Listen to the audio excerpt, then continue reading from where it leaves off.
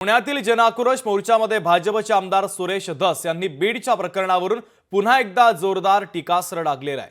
Gangs of Parli बीडचा Taliban आणि Hamas बनवून ठेवल्याचा आरोप धसांनी केला आहे। तर सरकारकडे धनंजय मुंडेंच्या राजीनाम्याची मागणी देखील भारतीय जनता पक्षाचे आमदार सुरेश धस यांनी केली आहे। तर सरकारने धनंजय मुंडेंचा राजीनामा घ्यावा अशी मागणी पुन्हा एकदा सुरेश धस यांनी पुण्यातील सर्वपक्षीय मोर्चामध्ये बोलताना केलेली आहे। तर बीडचा तालिबान आणि हमास बनवून ठेवला असा घणाघात देखील त्यांनी आता पुन्हा एकदा केलेला आहे।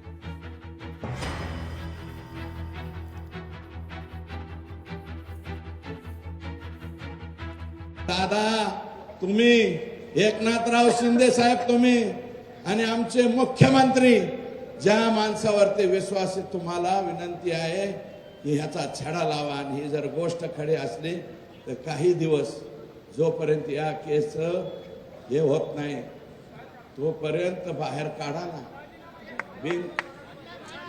आमचं म्हणणं आहे सरकारच्या बाहेर ठेवा। राजीनामा तुम्हाला घ्यायचा नसलं तर बिन खात्याचा मंत्री करा।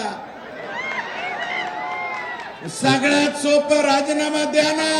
हे वालू काका अँड गँग्स ऑफ वासेपूर सफेपूर गँग्स ऑफ परळी हे जे आहेत यांच्यामुळं पुण्याचं नाव एखाद्या वेळेस इतकं खराब होईल तुम्हाला सांगतो। या गँग्स ऑफ वासेपूरचे जिथं जिथं फ्लॅट असतील पुण्यातल्या जनतेला मी विनम्र आवाहन करतो, हात जोडून पाया पडून विनंती करतो, कोर्निसात करतो।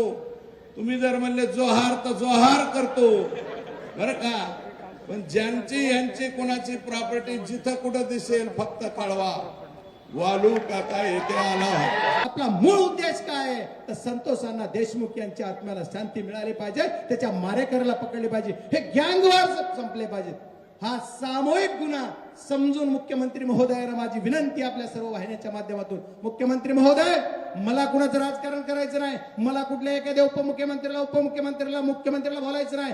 सरकार म्हणून तुमची जिम्मेदारी आहे तर तुम्ही काय केलं पाहिजे तर सरकार म्हणून एकच काम केलं पाहिजे, यांना सामूहिक सर्वजण जेवढे आले त्यांना सर्वांना तुम्ही ताब्यात घेतलं पाहिजे।